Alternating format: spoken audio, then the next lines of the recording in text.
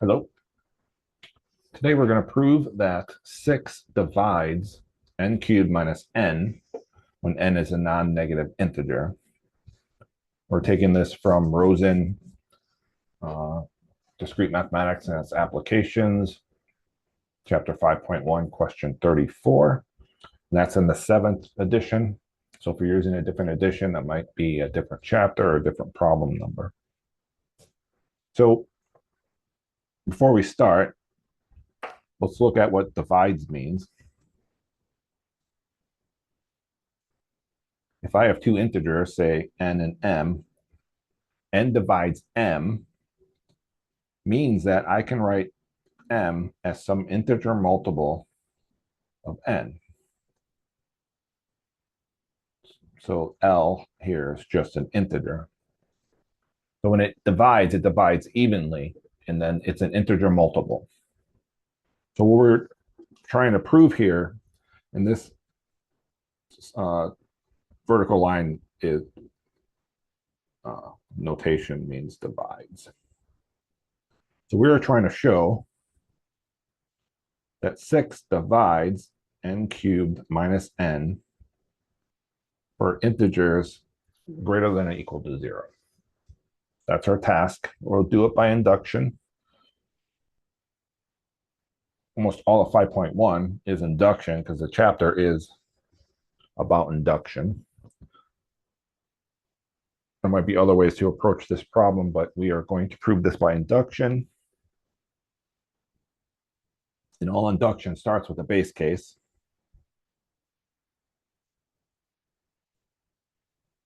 And here we have n is 0. So p of 0 is what we're trying to show. So we're trying to show that 6 divides n cubed minus n when n is 0.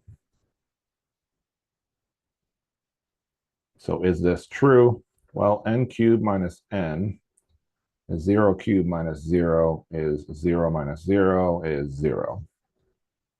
6 divides 0? Yes. Everything divides 0. So that's not very satisfying.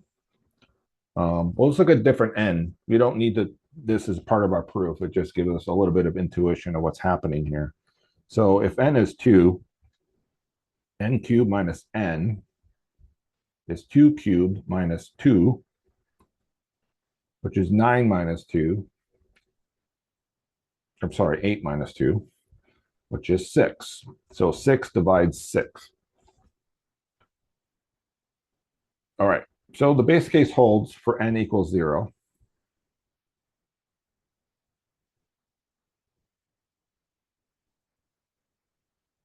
Now we're going to write out the inductive step.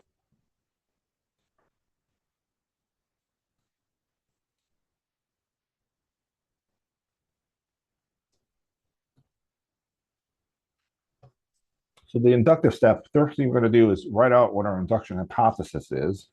This will be the pk case. We're replacing n with k here. So assume that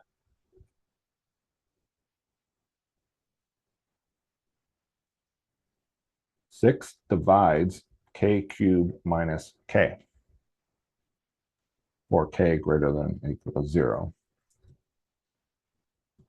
We're going to call this our induction hypothesis. And I'm going to put a little IH. I like to do that, so if I use it in my proof, I can just write IH. You don't have to. And I like to also write what we're trying to show. This is also a step that is rather optional, but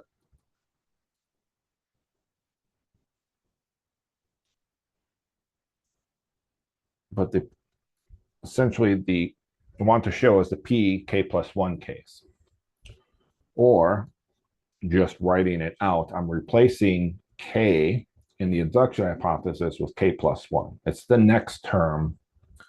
So we want to show that 6 divides k plus 1 cubed minus k plus 1. I'll put a little question mark there because we don't know that 6 divides that. That's what we're trying to prove.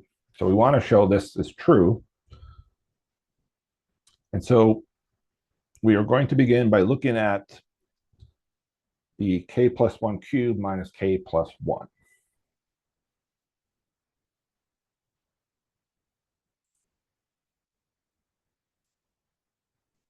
And we're going to multiply this out.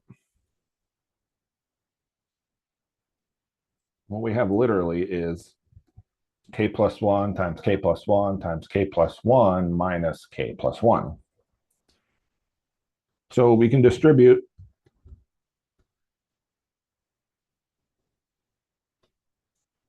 it's a form of multiplication. I'll put a link in description if you need a refresher on how to multiply polynomials. So we're going to multiply these two first. Essentially, that's a FOIL, first, outer, inner, last. So we get k squared plus 2k plus 1 times k plus 1 minus k plus 1. So now I'm going to distribute k throughout the second polynomial, or the first actually. And we get k cubed plus 2k squared plus k. And I'm going to do the same thing to 1. I'm going to distribute it throughout that polynomial, which will just give us that polynomial, k squared plus 2k plus 1. And I'm going to distribute the negative. So it's negative k minus 1. So here we have a polynomial. There's some like terms here. You would think that now we would just combine like terms and see what we have. We kind of want to resist that because we have the induction hypothesis, which says that k cubed minus k is divisible by 6. So we're going to group k cubed and negative k together because we want to use our induction hypothesis. So let's do that. That means in here we've essentially taken away k cubed and negative k. I'm going to add it to what remains. So we have a 2k squared, and we have a k squared. We have a 2k and a k. And then we have positive 1 and minus 1, so that cancels. That goes to 0. So what we have left here is this. Let's simplify the right-hand side here. This becomes k cubed minus k plus 3k squared plus 3k. Now let's factor the right-hand side term and stop for a second. So I'm going to take out a 3k.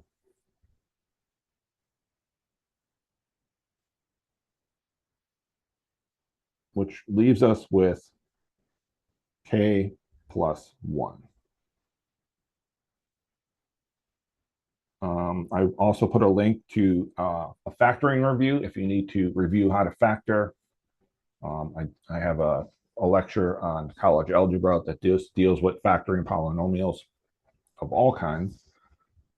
I'll put a link in the description and you could find that.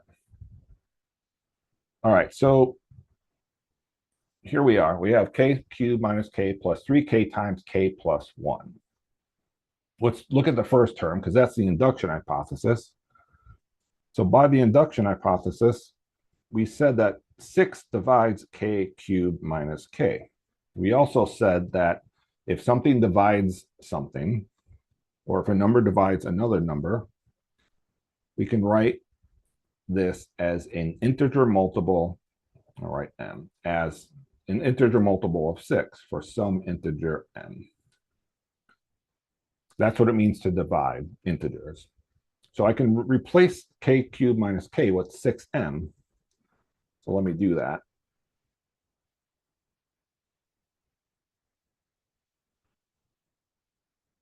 Six m.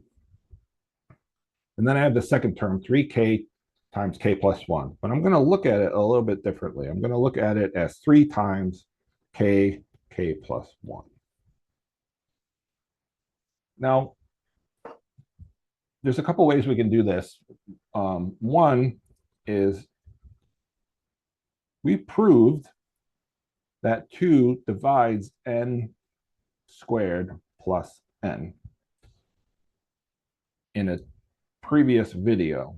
In other words, 2 will divide n times n plus 1. And that's what we have here. We have k times k plus 1. So one way to reason through the second part would be to say we know that 2 divides that.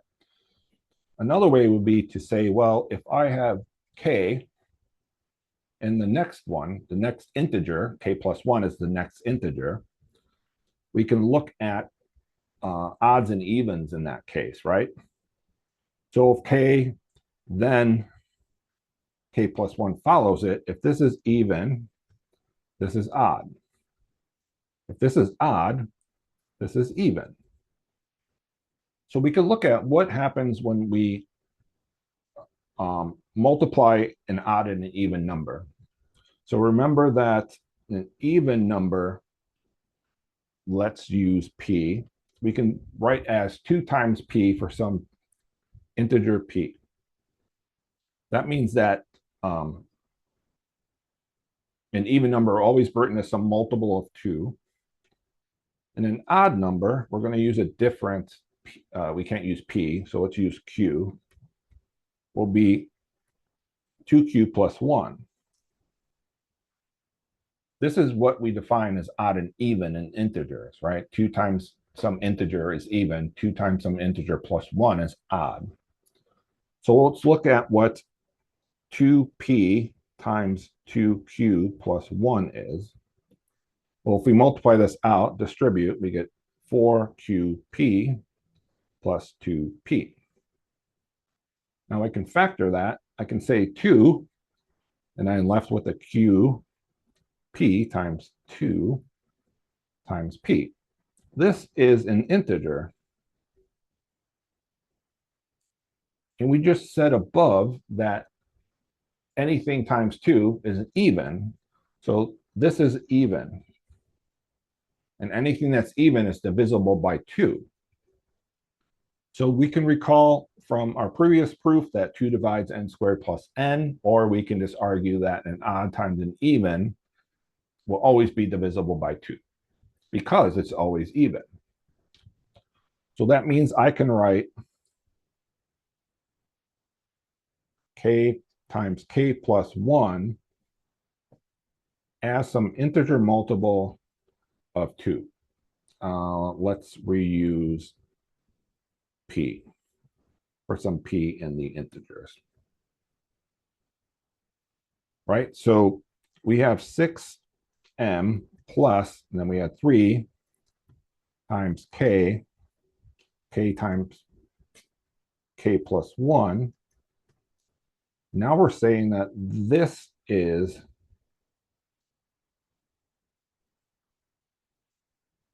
keep hitting the erase button, 3 times 2p.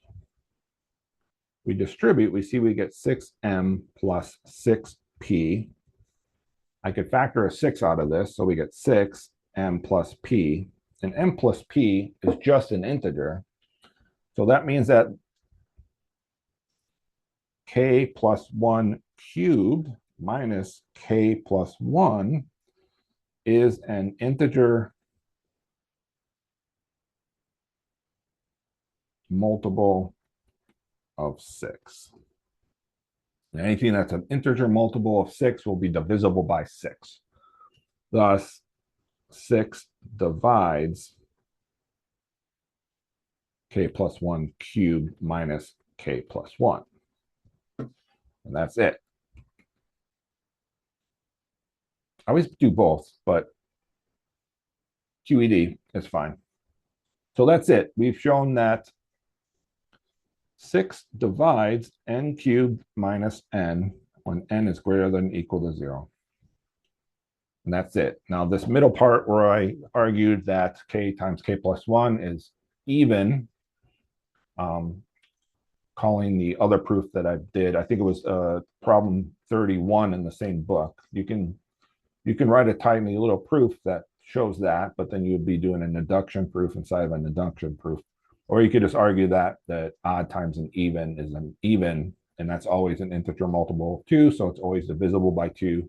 And then you can write it as integer multiples of 2. So whichever way you do it, perhaps your professor just will be fine with saying that it's an integer multiple of 2, and then you're done. So that's it. Thank you for watching. Like and subscribe if you can, and let us know if you want to see some other types of induction proofs or algebra or anything else. Thanks for watching.